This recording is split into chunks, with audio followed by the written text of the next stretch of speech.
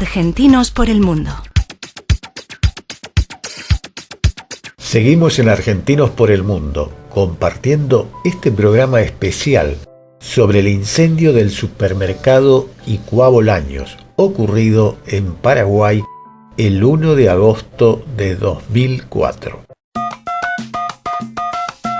Para contactarte con nosotros, hacelo a través del WhatsApp 362 4611 692. Si te encontrás fuera de la Argentina, marca más 54 9 362 4611 692. Radio Apóstoles Online. El periodista Roberto Coronel en esa época era cronista de Canal 2 Red Guaraní.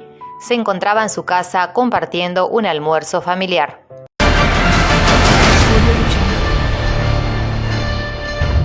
La forma en que llego hasta el supermercado Icuá Bolaños fue porque un domingo cualquiera, como uno se predispone a almorzar, estaba escuchando Radio Ñandutí. Cuando eso, en aquella ocasión escuché Radio Ñandutí y hacían el reporte de un incendio en un supermercado. Hablaban del patio de comidas en un momento donde había mucha concurrencia, como en esa época empezaba el auge de los patios de comida. Sí, E inmediatamente empezaron a reportar un fallecimiento. Pero en cuestión de segundos ya la información decía 2, 5, 10. O sea, la progresión era geométrica de la cantidad de fallecidos. Claro. Y allí automáticamente uno dice, hay que ir a ver. Y me subí a un colectivo, a un bus en ese momento, y llegué hasta el supermercado. Inmediatamente nos pusimos en contacto con la gente del canal, cuando eso estaba en Red Guaraní Canal 2. Y llegó posteriormente mi compañero para complementar el trabajo del camarógrafo. Y mientras tanto, yo tenía la primera impresión, iba recogiendo algunos datos, además del monitoreo que ya estaba haciendo en radio. Así recuerda ese día el periodista y conductor Tomás Tuqui Franco. Yo estaba en Canal 13 y me enteré por casualidad porque estábamos haciendo unas entrevistas por la zona de Brasilia. Había un local que se llamaba Zoe Café y estábamos viendo el tema de la movida nocturna, me acuerdo, 1 de agosto, y vimos humarea y dijimos, se está quemando cubierta, vamos a ver eso porque está prohibido. Y era, al principio o se quemaba cubierta o un pequeño incendio, y cuando estábamos a cuadras del lugar y cuando llegamos, eso ya era lastimosamente, ¿cómo te voy a decir? Un horno de humanos. Y ahí vi gente trabajando, vi al comisario, me acuerdo, Aristides Cabral quitando gente, rescatando lo que se podía. Y bueno, y después lo que viene en la historia ya se sabe cómo terminó, con más de 400 muertos. Pero fue prácticamente por casualidad, porque estábamos por la zona y fuimos uno de los primeros equipos en llegar con el camarógrafo en aquel entonces. En el edificio del local bailable Tropic Club, situado enfrente del supermercado, cruzando la avenida Artigas, se depositaron los cuerpos de las víctimas para que pudieran ser reconocidos por sus familiares. Un niño fue encontrado con vida entre los cuerpos inertes. Luego, durante el transcurso de la tarde y noche, los cadáveres aún no reconocidos fueron trasladados a la antigua sede de la caballería. A pesar de todas las dificultades encontradas, pudieron rescatar y trasladar a muchas víctimas con vida en patrullas y camionetas particulares, ya que las ambulancias disponibles no daban abasto. Y la impresión, Juan Carlos, fue una impresión demasiado impactante. Yo era un joven que tenía cuando eso, 20 y tantos años, y era la primera experiencia de un tipo como ese, en una cobertura tan dramática como esa, y además que fue un evento que marcó un antes y un después para la República del Paraguay. O sea, el primer shock que tuve fue el ver gente desesperada por sus familiares que estaban dentro, y gente que salía sofocada, algunos salían sin vida, cuerpos pequeñitos que eran retirados para ser depositados en un predio que estaba enfrente al supermercado Icuá Bolaños y que era un pub que se llamaba Tropic Club. Allí depositaron los primeros cuerpos rescatados.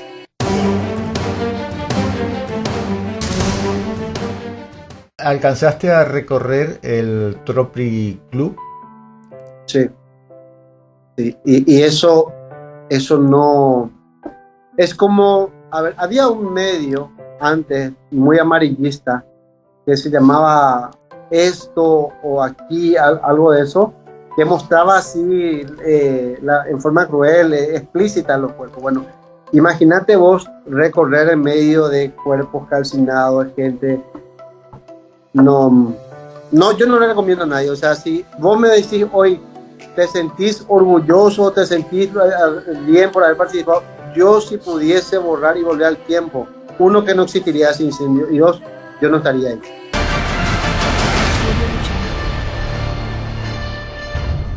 Muchas personas fueron rescatadas con vida de baños y depósitos que les sirvieron de resguardo del calor y el fuego. Algunos fueron rescatados dentro de refrigeradores. Testimonios de sobrevivientes relataron que el baño donde estaban refugiados contenía duchas y con eso pudieron refrescarse del intenso calor. Según conclusiones del Cuerpo de Bomberos, este caso fue una situación que superó todos los protocolos de emergencia debido a la cantidad de víctimas y la magnitud del siniestro. Aunque muchas decisiones se tomaron por instinto, el entrenamiento que el personal tenía sobre la seguridad en incendios estructurales fue de mucha ayuda en la atención de la emergencia. Ningún oficial del Cuerpo de Bomberos falleció durante las labores de rescate, aunque algunos tuvieron que ser hospitalizados por intoxicaciones leves. Ese día vos no estabas de servicio, no era tu turno todavía, vos estabas en tu casa, estabas paseando cuando escuchaste la noticia. Estaba en casa, estaba predisponiéndome a almorzar, no tenía guardia, no estaba de turno. Lo que hice fue autoconvocarme porque entendía la gravedad de la situación. El Ministerio de Educación y Cultura resolvió suspender las clases el lunes 2 de agosto. Asimismo, la Corte Suprema de Justicia de Paraguay suspendió las actividades judiciales del día siguiente. Para dimensionar la magnitud del incendio, más de 100 cadáveres quedaron prácticamente irreconocibles debido a la gravedad de las quemaduras, hasta el punto de quedar gran parte de sus cuerpos en cenizas, por lo que tuvieron que ser identificados mediante pruebas de ADN, dactilares y odontológicas, pruebas enviadas a España, ya que Paraguay no tenía la capacidad de realizar esas pruebas en aquel entonces. Varios de ellos inclusive fueron enterrados y ahumados sin ser reconocidos, únicamente por medio de un código otorgado por la Fiscalía. Hasta el día de hoy, en los registros figuran como desaparecidos 6 personas, 4 mujeres y 2 varones, de los cuales sus restos nunca fueron encontrados. ¿Tenías experiencia? ¿Habías trabajado con accidentes? ¿Habías visto algún fallecido en alguna de tus coberturas? ¿Era lo mismo eso, o lo que estabas viendo en ese momento cuando llegaste? ¿De qué manera te afectó en lo humano? Vos sabés que yo ahora, poniéndome a pensar quizás lo que sucedió en aquel entonces, es que siento el impacto de una manera diferente. Allí con toda la adrenalina, con todo lo que suponía estar en esa cobertura, era la primera experiencia en un evento así. Mi propósito era contar, saber lo que estaba sucediendo y contar lo que estaba sucediendo. Y quizás como que hice una especie de cobertura emocional y en ese momento no dimensioné.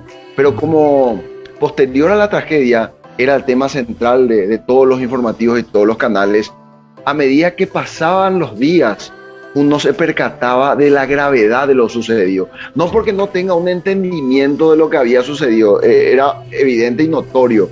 Digo, en lo humano y en lo personal. O sea, nosotros éramos parte de una tragedia y no éramos simples observadores. Éramos testigos de lo que estaba sucediendo y también éramos testigos del dolor de la gente que llegaba con carteles, con fotografías, recordando a sus seres queridos y conservando incluso, por más que parezca loco, alguna extraña esperanza ese mismo día de que su familiar pudiera salir con vida, cuando todos los pronósticos ya te decían que eso era imposible.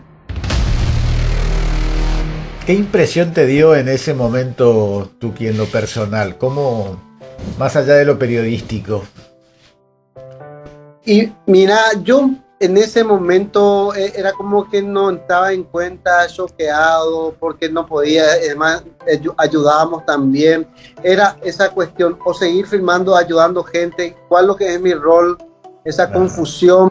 Yo me acuerdo que llegué a mi casa con toda la ropa llena de humo, todo roñoso.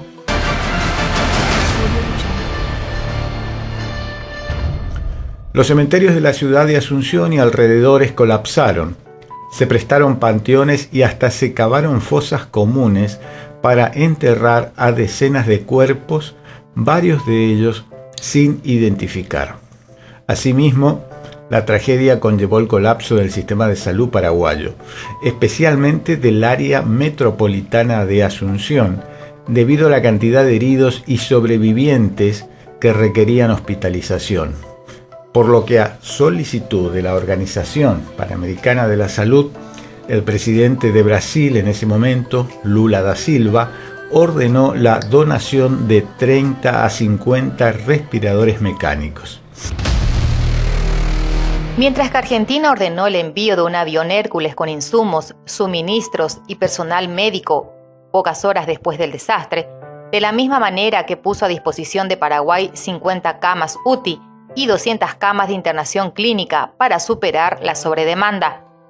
Chile, por su parte, por orden del presidente Ricardo Lagos, puso a disposición un hospital de campaña, suministros médicos y médicos y enfermeras especialistas en quemaduras de Corporación de Ayuda al Niño Quemado.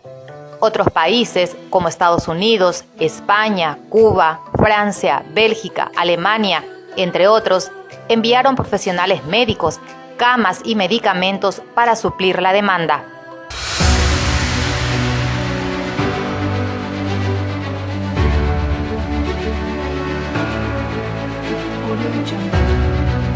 Vamos a una breve pausa y enseguida volvemos con este programa especial sobre el 1A.